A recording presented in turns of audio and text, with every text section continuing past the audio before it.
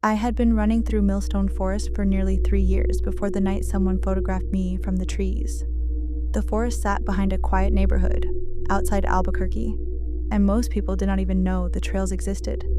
The main trail was paved, but about half a mile in, a narrow dirt path disappeared between the pines. That path was cooler, quieter, and completely empty most evenings, which was exactly why I preferred it. At 6:30 on a warm Thursday evening, I finished dinner, put in my earbuds, and started my usual 4-mile run.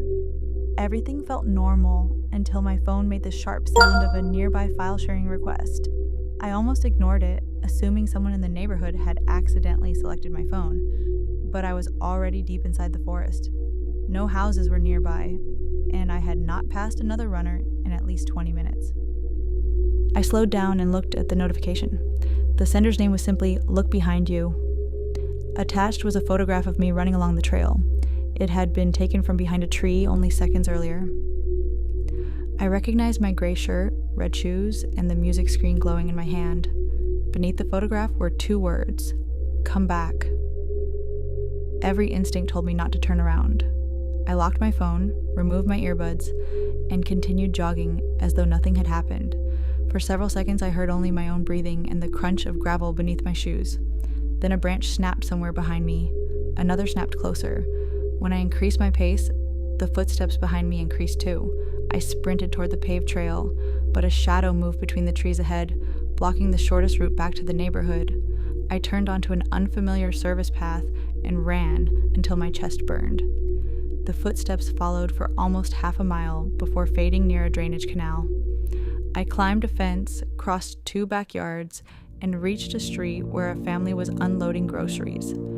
Only then did I look back. No one was there. The police searched the trail but found no person, camera, or abandoned belongings. They suggested that someone might have been playing a cruel prank, but the photograph remained on my phone, and I could not stop thinking about how close the photographer must have been. I disabled all nearby sharing features, changed my routines, and stopped running outdoors. A week later, an unknown account followed me on social media. It had no profile photograph and no posts. The account sent one message before disappearing: "You run fast." I reported it, changed my usernames, and tried convincing myself the person would eventually lose interest. 2 months passed without another message, and I began believing the nightmare was over.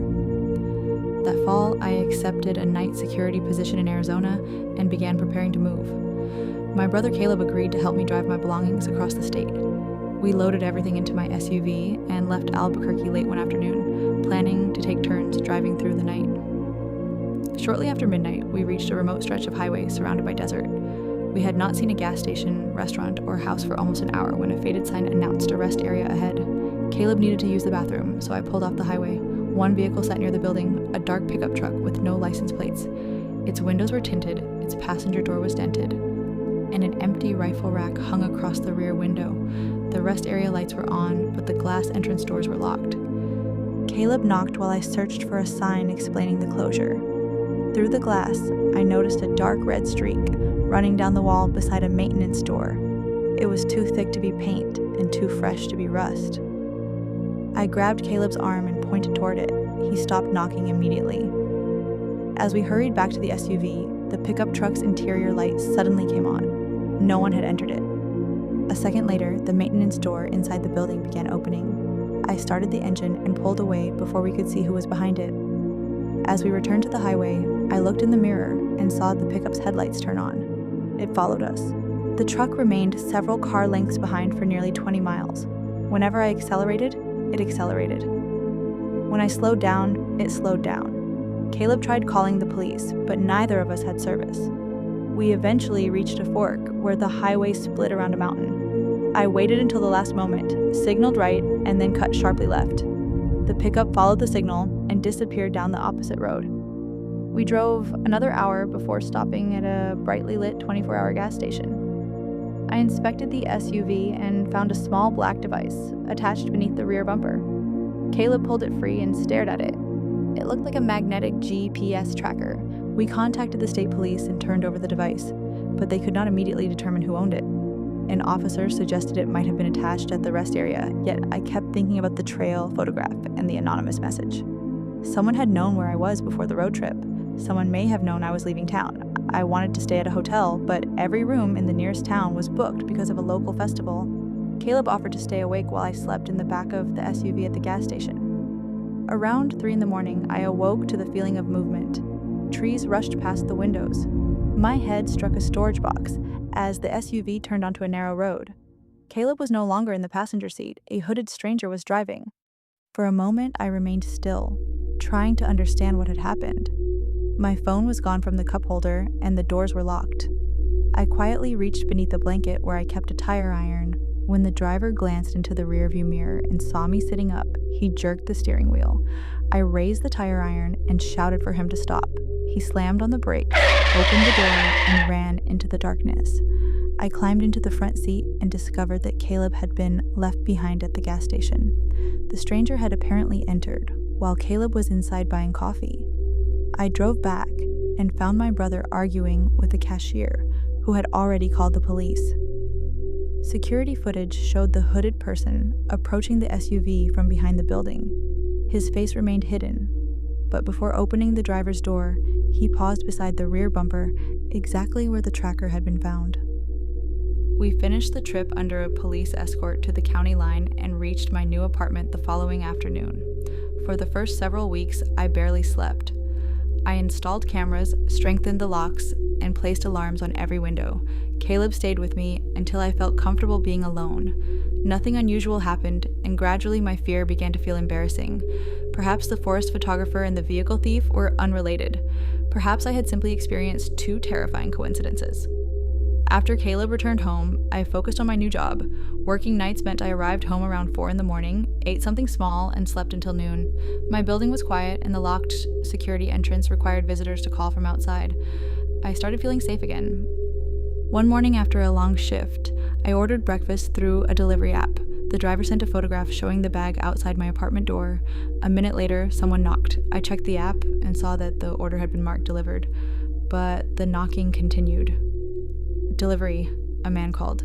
"You need to open the door." I replied through the door that he could leave the food outside.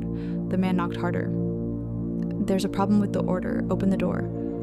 Something about his voice made my stomach tighten. I opened the camera application on my phone, but the hallway camera showed no one directly in front of the door. Whoever was knocking was standing against the wall, outside the camera's view. I quietly checked the delivery app and messaged the driver. He answered almost immediately, saying he had left several minutes earlier and was already delivering another order.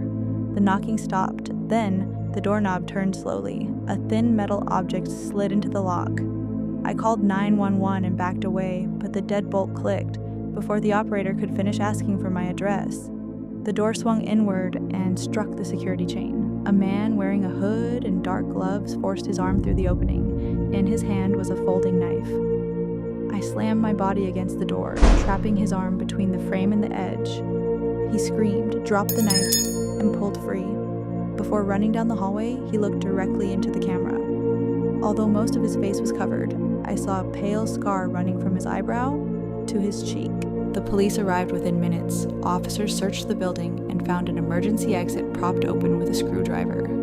Near the stairs, they discovered a backpack containing lock-picking tools, several prepaid phones, photographs of my old house, printed images from my social media accounts, and a red running shoe, identical to the pair I had worn in Millstone Forest. The most disturbing item was a small notebook documenting my work schedule, moving date, vehicle description, and apartment number. One page contained a sketch of the forest trail with an X marking the spot where the first photograph had been taken. Another page listed Caleb's name and home address. The man was arrested 2 days later after the real delivery driver's dashboard camera captured his vehicle leaving my apartment complex. His name was Owen Mercer, a former maintenance worker who had briefly worked in my old neighborhood.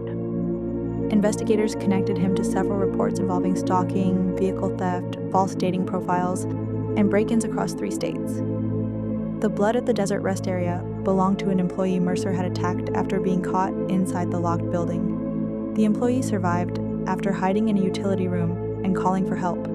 The pickup truck without plates had been stolen earlier that week. Mercer never explained why he selected me. His attorney claimed that I had been chosen randomly after he saw me running alone, but the notebook suggested that the random encounter had become an obsession. He had followed me online, tracked my vehicle, learned my routine, and waited for moments when I was isolated. The photograph in the forest had not been a prank, it had been a test. He wanted to see how I would react, where I would run, and whether anyone would come looking for me. I no longer run alone, and I never open a door without checking the camera first. My nearby sharing settings remain disabled. My social media accounts are private, and my vehicle is inspected regularly for tracking devices. Some people tell me that I am overly cautious, but they did not hear those footsteps matching their pace through a dark forest. They did not wake up inside a moving vehicle with a stranger behind the wheel. They did not watch a knife slide through the opening of their own front door. I survived because I trusted the feeling that something was wrong, even when I could not explain it. The message that appeared on my phone that first night told me to come back. Sometimes I still wonder what would have happened if I had listened. Like, comment, and subscribe for more.